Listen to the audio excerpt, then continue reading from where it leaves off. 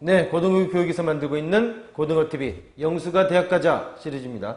영수가 대학가자 시리즈는 진로 적성 그리고 학과에 대한 이야기를 콕 집어서 어떤 과에 해당하는 과에 대해서 어느 대학에 설치되어 있으며 어느 정도 성적 그리고 어떤 과목을 반영해서 지원할 수 있는지 이런 것들을 종합해서 좀 보여드리는 그런 시리즈입니다.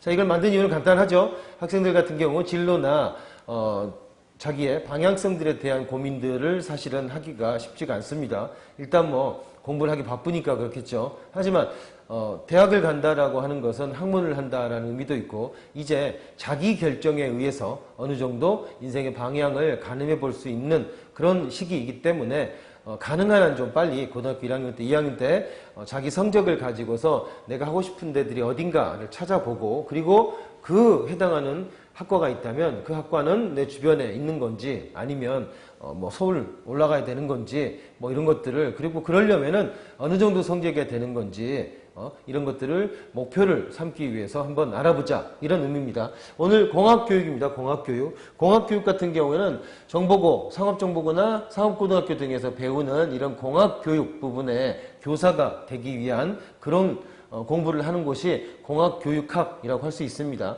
공학교육학 같은 경우는 그렇게 많이 개설되어 있지는 않은데 기술가정교육과나 기계교육, 정보, 건설, 화학공학 이렇게 이런 과들이 개설되어 있습니다. 보면은 주로 이제 교원대를 비롯해 가지고 전부 다 지방에 있는 대학들임을 대부분 알 수 있습니다.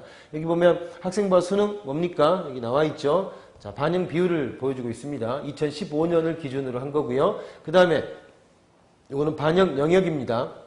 이거 어떻게 읽는지 아시죠? 수학하고 영어는 기본으로 반영하고 국어나 탐구 중에 하나를 택해서 높은 점수인 것을 반영한다라는 겁니다.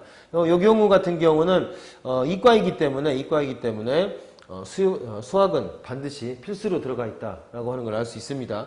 그다음 100분위 내신은 뭔가요? 이게 지원 가능한 점수를 보여주고 있습니다. 여기서 나온 100분위 성적이라고 하는 것은 수능 반영 영역에 맞춰가지고 계산해 봤을 때 이게 이 정도, 평균 이 정도 100분위 평균으로 이 정도 성적은 돼야 지원 가능하다, 즉 합격 가능하다 이런 얘기입니다. 다음에 내신 같은 경우에는 수시에서 학생부 교과 전형이라고 했을 때 지원 가능한 등급을 보여주고 있는 것입니다. 여기서 말하는 등급이라고 하는 것은 보통 우리가 이과 계열이니까요. 그러면 학생부에서 국수, 영, 과 이 주로 요 과목들을 누적해서 평균 내놓은 등급이라고 생각하시면 되겠습니다.